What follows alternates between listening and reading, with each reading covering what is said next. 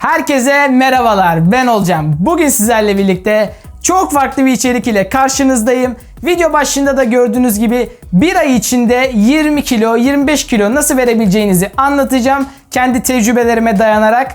Peki neden bu tarz içerikler üretmeye başladım derseniz, bildiğiniz gibi benim kanal kategorim eğitim kategorisiydi.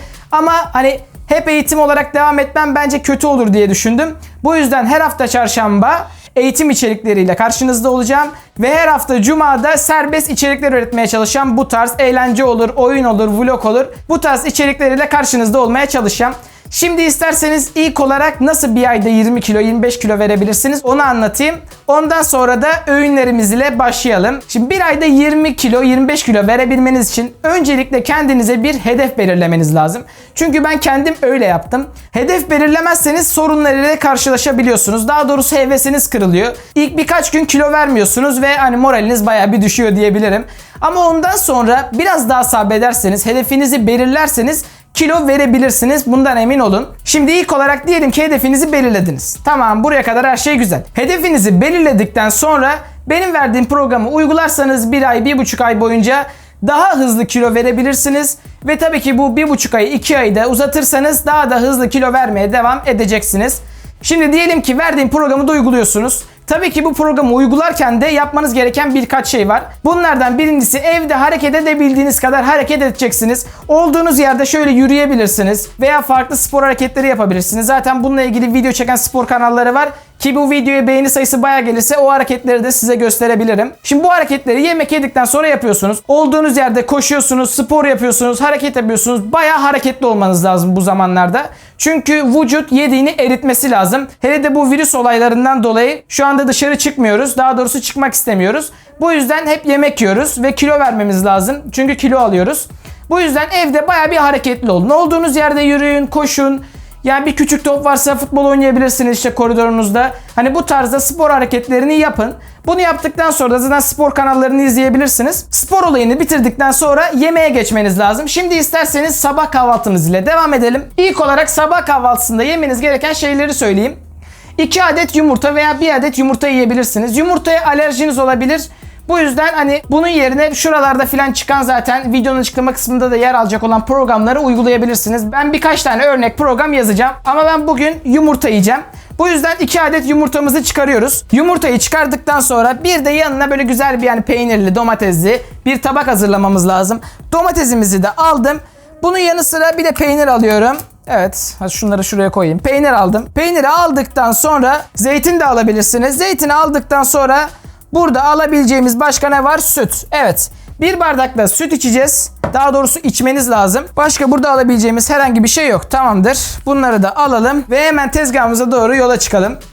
Tezgahımıza gittikten sonra ürünlerimizi yerleştiriyoruz. Gördüğünüz gibi şöyle. Hemen bir tabak hazırlayacağız ve yumurtaları da haşlayacağız. Kırmayacağız. Çünkü kırarsak biraz da yağ eklememiz lazım. Bu yüzden yağın bize zararı var. Zaten şimdi anlatacağım daha detaylı nasıl bir program yapmanız gerektiğini. İlk olarak bir tane tabak alalım. Şöyle güzel bir küçük bir tabak alalım.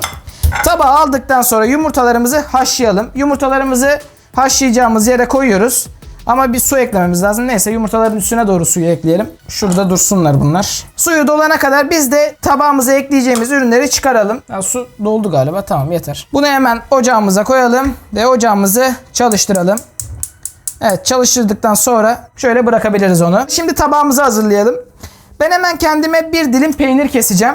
Normal bir peynir yiyebilirsiniz ama yağlı olmamasına dikkat edin. Peyniri hemen bir dilim kesiyoruz. Böyle çok da değil yani klasik. Peynirimizi koydum. Tamamdır. Şimdi birkaç tane zeytin ekleyelim. 3 tane zeytini ekledim. Şimdi bir de domates keselim. İlk başta domatesimizi yıkayalım. Domatesimizi yıkadıktan sonra domatesimizi kesmeye başlayalım. Hemen şuradan şu bölümü bir keselim. Kestikten sonra hani kabuğu soymanıza gerek yok. Kabuklu da yiyebilirsiniz. Hani istediğiniz gibi yani kesebilirsiniz. Ben şöyle keseceğim işte. Bu arada yanında her yiyeceğiniz öğünün salata tarzı, domates, salatalık, marul tarzı salataları yemeyi unutmayın. Çünkü salata türü şeyler yediğiniz zaman vücudunuzun yediğinizi yakma oranı daha yüksek oluyor. Bu yüzden salatada tüketmenizi tavsiye ederim. Domateslerimizi kestim. Tabağımıza koyuyorum. Yumurtalık yer kalmadı. Peyniri de şuraya bıraktık. Tamamdır. Tabağımız hazır. Yapabileceğimiz başka hiçbir şey yok. Bunları kaldırabiliriz tabii ki tekrar. Yerine koyuyoruz. Ve dediğim gibi bir bardak da süt içecektik. Bu yüzden bir tane bardak çıkarayım. Normal tabii ki yani büyük bir bardak çıkarmayın. şöyle küçük bir bardağı sütünüzü içebilirsiniz. Sütümüzü de koyduktan sonra yumurtamızın haşlanmasını bekleyeceğiz. Şimdi isterseniz o bölüme geçelim. Evet arkadaşlar, yumurtamız kaynadı. Her şey oldu. Hemen ocağın altını kapatıyoruz. Bayağı bir sıcak ya, dur böyle tutayım. Sapı niye sıcak ya? Tamam. Şimdi bunu aldık. Suyunu bir dökelim. Şu anda var ya, dünyanın en büyük deneyini yapıyoruz. Elim yanıyor benim bu arada. Tamam, suyu döktük. Şimdi bir de soğuk su koyalım ki yani hızlı biraz soğusun. Biraz soğumaya bırakacağız. Bir dakika, 2 dakika boyunca biraz soğusun. Sonra çatlatalım, soymaya başlayalım filan. Sabah yemeğimizi hazırlamış olacağız. Diyelim ki siz bu tarz yemekleri yemeyi sevmiyorsunuz. O zaman böyle Kellogg's yiyebilirsiniz. Çok abartı olmamakla birlikte. Bu tabağın yanına ekleyebileceğiniz bir de kuru yemiş lazım. Yani ceviz yememiz lazım. Cevizi de hemen alalım. Peki cevizi niye yiyoruz derseniz. Çünkü yani sonuçta bunun içinde bir yağ var. Ama bunun içindeki yağ bizim vücudumuza faydalı. Yani normal yağlarda, hani bu trans yağlar falan kullandığımız zaman vücudumuzda yağ hani göbek bölgesinde, işte göğüs bölgesinde yağlanmaya sebep oluyor. Ceviz kullanırsanız vücut sizin yağ tükettiğinizi sanacak ve vücudunuzda yağ depolamayacak. Böyle birkaç tane ceviz koysanız, hani çok abartı olmamakla birlikte, domatesin yanına birkaç tane cevizi hemen tabağımıza koyuyorum. Tamamdır. Bu kadar. Yumurtamız da olduktan sonra hemen çıkarıyoruz ve şöyle vurursanız evet kırılıyor hemen. Onları soymaya başlayalım. Bakın bayağı soğumuş. Hani işe yaramış soğuk suya koymamız. Yumurtalarımızı soyduktan sonra hemen kesiyoruz. Ben biraz amatör olduğum için tam soyamadım ama hani idare eder diyebilirim. Evet, yumurtalarımızı hemen kesiyoruz böyle küçük küçük. Birkaç tane de ipucu vermek istiyorum. Çatal kaşığın yanına bir de bıçak bırakın. Bıçağı kullanmamızın sebebi, dilimlerinizi her zaman küçük keserek yiyin ve çok çiğneyin. Bu işlemleri uygularsanız emin olun daha hızlı kilo vereceksiniz. Ben bunları kendimden uyguladığım için biliyorum. Ben 93-94 kiloydum. Zaten beni tanıyanlar şu an yoruma yazıyordur. 94 kiloydum ve ben 1 ay, 1,5 ay içinde 20 kilo, 25 kilo vererek 70 kiloya kadar düştüm. Biraz hızlı bir kilo verme. Hani vücudunuza zararı olabilir mi? Bana herhangi bir yan etkisi olmadı. Herhangi bir zararı olmadı. Hani bu yüzden size de yaptığım işlemleri anlatmak istedim. Tabağımız bu şekilde. Neden bu kadar çok yiyecek var derseniz, domates vücudumuzun yediğimizi daha hızlı sindirmemiz için. Zeytinin yağı da faydalı olduğu için ve zeytin faydalı olduğu için zeytini de kullandım. Yumurtanın beyazını yerseniz sindiriminiz daha da hızlanacaktır. Sarısıyla birlikte yerseniz biraz fazla protein almış olursunuz. Peynir ve ceviz, bu şekilde bir kahvaltı hazırlayarak emin olun hızlı bir şekilde kilonuzu verebilirsiniz. Tabağımızı bir köşeye bırakıyorum. Bu arada sütümüzü de içmeyi unutmayalım. Tabii ki her gün bunları yemeyeceksiniz. Ben sadece bir öğünümü göstermek istedim. Video açıklama kısmında farklı öğünler yer alacak. Veya videonun sonuna da bu listeyi ekleyebilirim. Sabah kahvaltımızı yaptıktan sonra öğlenleyin bir şey yemiyoruz dediğim gibi. Hani baktık çok acıkıyoruz felaket bir şekilde. Meyve yiyebilirsiniz. Tabii ki çok olmamakla birlikte. Meyvemizi de yedik diyelim ki ben yememenizi tavsiye ediyorum. Çünkü öğün sayısına giriyor. Ne kadar az öğün tüketirseniz o kadar kilo verebilirsiniz. O kadar hızlı kilo verebilirsiniz. Sabah kahvaltımızı yaptık güzel bir şekilde. Öğlenleyin bir şey yemiyoruz. Film izleyebiliriz, uzanabiliriz, uyuyabiliriz. Akşam olduğu zaman, akşam da bu arada saat 8 olmayacak. 6 veya 7'de yemenizi tavsiye ederim.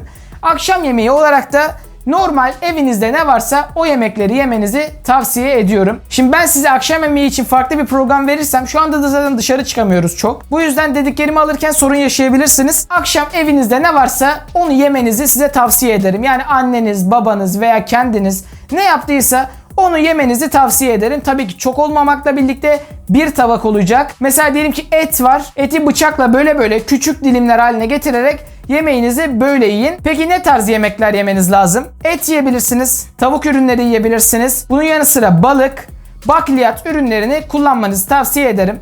Makarna çok az tüketebilirsiniz. Ve bu arada ne sabah ne de akşam ekmek tüketmiyoruz. Normal ekmek olur, tam buğday olur. Hiçbir ekmeği tüketmiyoruz. Yani kısacası hamur işini hayatımızdan çıkarıyoruz.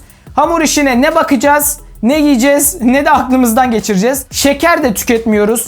Pasta olur, abur cubur olur. Bunların hiçbirini tüketmiyoruz. Yani belli bir süre hedefinizin dışına hiçbir zaman çıkmayın. Hamur işi yok, şeker yok, abur cubur yok. Baharat da kullanmanızı pek tavsiye etmem. Çünkü onların içinde de belli bir yağ oranı var ve vücudunuzda sivilce yapabiliyorlar. Bu yüzden onları da kullanmayın. Şimdi isterseniz öğle yemeğiyle devam edelim. Öğle yemeğimize geldiğimiz zaman da bugün nohut var, nohut, et var. Bunun yanına bu arada pilav da yiyebilirsiniz. Hatta şöyle yapın bence. Çok olmamakla birlikte pilav, nohut ve üstüne de et koyarak yemeğinizi bir tabakla yiyebilirsiniz. İkinci tabağı hiçbir zaman yemeyin. Evet biliyorum vücudunuz isteyecek, beyniniz isteyecek hani ikinci tabağı ye, yanında ekmek ye. Ama belli bir süre, 1 ay 2 ay boyunca o sınırı, o çizgiyi geçmemeye çalışın. Çünkü geçerseniz gerçekten hani kilo vermeniz çok yavaşlayacaktır. Şimdi yemeğimiz zaten hazır. Nohut ve et. Bunun yanına bir de salata yapmamız lazım. Salatamıza geçmeden önce tepsimizi alıyoruz ve önümüze koyuyoruz. Bıçağımızı aldıktan sonra kesme işlemlerine başlayalım. Salatamızı hazırlayacağız. Ve bu arada yiyeceğiniz her yemeğin yanında mutlaka salata yemeyi unutmayın. Salatanızın üstüne peynir de koyabilirsiniz, mısır da koyabilirsiniz. Öyle de yemenizi tavsiye ederim. Şimdi salatamızı hemen kesmeye başlayalım. İlk başta salatamızı kabuklarını soymadan kesebilirsiniz. Salatamızı kestikten sonra domatesimizi alıyoruz. Bu arada bunları yıkamayı unutmayın.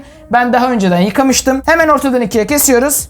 Ve biraz önce kahvaltıda da kestiğimiz gibi kesme işlemlerini gerçekleştiriyoruz. Domatesleri kestikten sonra salataların saplarını atıyoruz. Ve normal salatamızı tabağımıza, kasemize ekliyoruz. Kasemize ekledikten sonra şimdi bir de marul doğrayacağız. Hemen marullarımızı da alıyorum. Böyle ince ince domates doğrar gibi kesiyoruz böyle. Kestikten sonra bunları da şöyle toplayıp hemen salatamızın üstüne atıyoruz. Ve şöyle bir karıştırıyoruz. Evet, bunu yaptıktan sonra salatamız da hazır. Tabii ki siz bunların içine farklı şeyler de koyabilirsiniz. İşte roko olsun, yani atıyorum soğan olsun. İstediğiniz her şeyi koyabilirsiniz. Yeter ki salata türü ürünler olsun. Diyelim ki ürünleriniz çok tuzsuz. Hani tuz eklemek istiyorsunuz. Tuz olarak da Himalaya tuzu yani kaya tuzunu kullanmanızı tavsiye ederim. Hemen kaya tuzunu alıyorum. Salatamıza ekleyelim. Şöyle çok olmamakla birlikte. Evet, yeterli olacak diye düşünüyorum. Yemeğimizi de çok az ekleyebiliriz tuz. Evet, bu kadar. Tuzumuzu da ekledikten sonra akşam yemeğimiz de hazır. Dediğim gibi akşam yemeğinizi serbest bir şekilde yiyebilirsiniz. Çok olmamakla birlikte bir tabak olacak. Yanına da salata yemeyi kesinlikle unutmayın. Bu videodan da bu kadar. Zaten videonun sonunda bunların hepsini tüketeceğim. Videoyu beğenmeyi, kanalıma abone olmayı ve yorum yapmayı unutmayın. Bu tarz videoların gelmesini istiyorsanız yorumlarınız benim için çok değerli. Kendinize iyi bakın. Görüşmek üzere. Hoşça kalın.